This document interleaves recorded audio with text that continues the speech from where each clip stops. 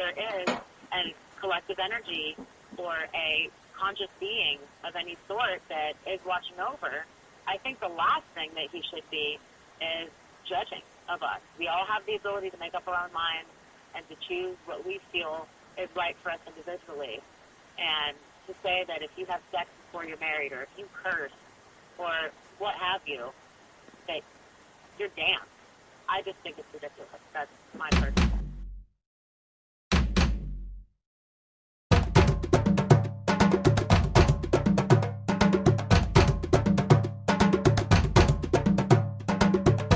A collision in my mind, an unstoppable force meets an immovable object.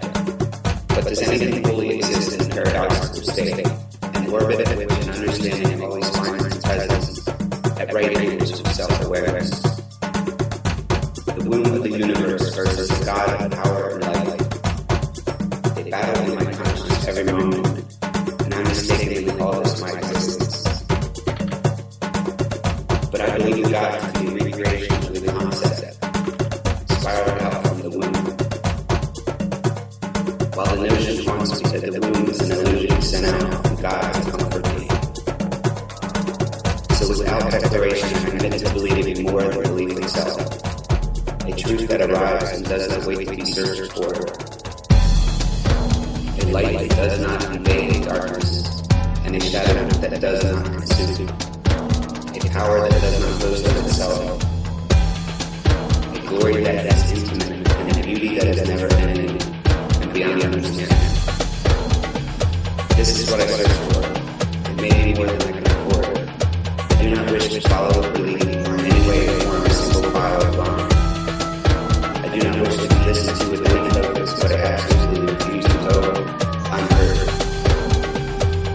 I do not choose to accept that I know anything. I do not look for doorways closed or open. I cannot fully grasp more of truth, and I cannot love one wise visions. Maybe I wait for something that is waiting for me. Just ahead on the other side of the question, one that cannot be answered without one thing for which I wait. Oh, Caleb, what book do you have? It's called The Atheist Bible, an illustrious collection of irreverent thoughts. Nice. How big is it? Is it pretty huge? No, it's I don't know, probably about 200 pages. It's just a collection of quotes, really, and they're all by. I mean, there's Mark Twain, Voltaire, Nietzsche, Emily Dickinson, Oscar Wilde, Emerson, Thoreau. There's a bunch of good writers that are quoted in there. Nice. All of which believed in some kind of form of God. Right. That's kind of what drew me in when I read it. But they're not necessarily arguments against God, just against religion, basically. I think. Yeah. I think that's part of what the show is about is understanding that distinction. Yeah. Making the distinction between what is God and what is religion, what is truth. I mean, there is some truth in parts of some religion, but to say that religion is truth, I think, is to demean God and the concept of God, because it's limiting. But I think it's born out of a place, like religious experience ultimately is born from a place that is true, and that is an individual's sudden tapping into some divine, the whole holy shit wow moment, whatever it is, and they start expressing that. Next thing you know, people think that's really cool, and you said that better than I could, and I like your interpretation. Let's build a church around it, and let's kill anybody that doesn't agree with what we do. Right. It's like, but wait a minute, it was just your perspective. Yeah. Now, about that love thing, right, that doesn't mean these people, right? Yeah.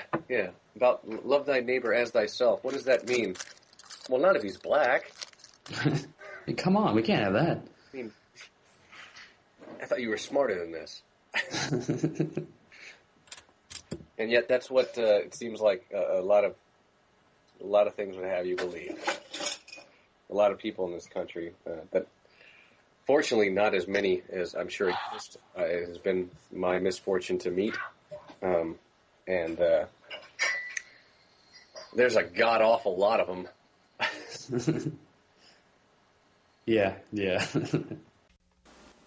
If you ask me what I want, I will tell you what I need.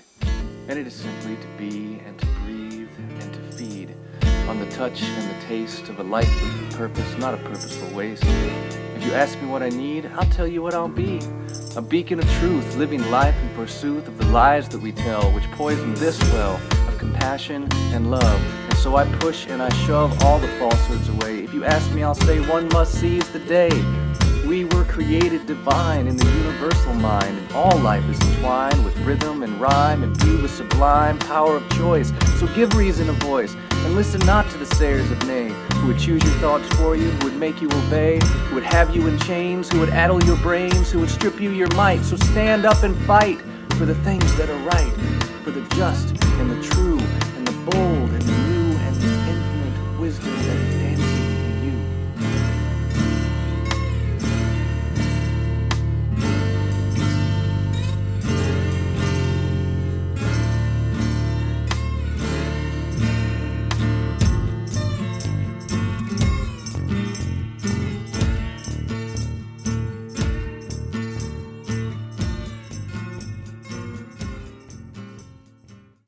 I'm going to go along the lines of the same vein that Sammy was going in, that I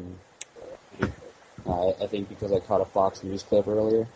Sorry about that. It's all right. But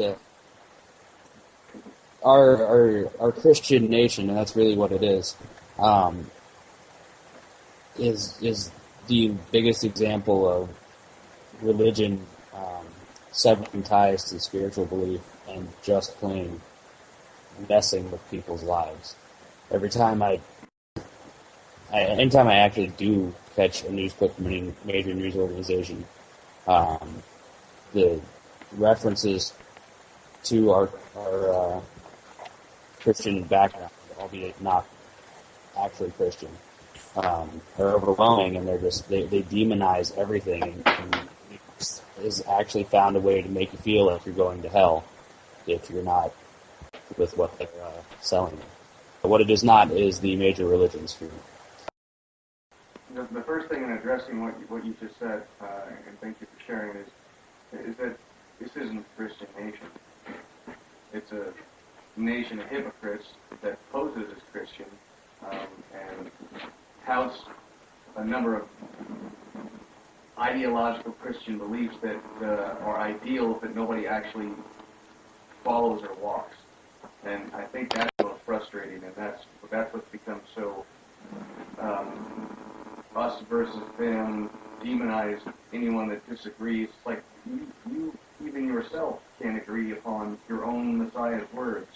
I mean, even within Christianity, there is 26,000 sects, something insane. The point is, how many of them are actually living a life that would be deemed Christian-like? You guys have been around the planet, as long as I have. How many actual Christians you ever met in your life? I bet you've probably met some. I bet you know what they look like, and you know it's a duck when you see it. And then you have everybody else that goes to church on Sunday. So, how do you reconcile those two things? Something that Mike Smitty actually said when they were on their road trip was he doesn't have a problem with the fact that a lot of people don't share his beliefs, and he's a lot more tolerant because those people aren't really Christian. I'm paraphrasing and that badly, but the point is, why really have a couple of mores, social mores, certain sense of morality been so influenced by a religion that is generally full of hypocrites and people that would stab you in the back one minute and then sell your children the next? Is it because it's the opium of the masses? Is it because, there's a lot of money to be made there? There's a lot of power and social control?